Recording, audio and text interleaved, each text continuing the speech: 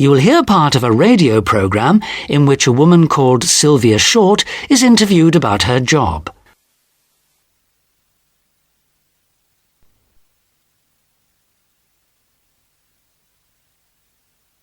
Good morning, and today we're continuing with our series on careers for young people. In the studio today we have Sylvia Short, who works for a company that produces guidebooks for serious travellers. Now, Sylvia, I believe you left Essex University with a degree in German and Spanish. Tell us something about how you got your job. My main interest has always been travel. I spent every holiday when I was a student travelling abroad. After I left university, I spent a year as an English teacher in Spain, followed by 6 months as a tour guide in Italy.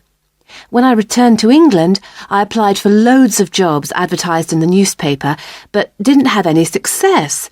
So I decided to make a list of every company I wanted to work for and write to them directly, rather than wait for them to advertise. Good advice to anyone, I think.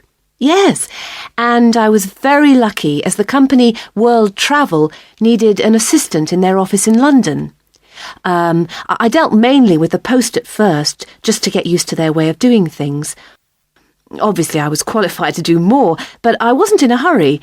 Then the manager's assistant announced she was leaving after only being with the company for 12 months, and I applied for her job. The company encourages their staff to apply for higher-level jobs, and I was promoted 4 months after joining. Good for you. What does the job involve? Well, I've expanded the role since I took it on.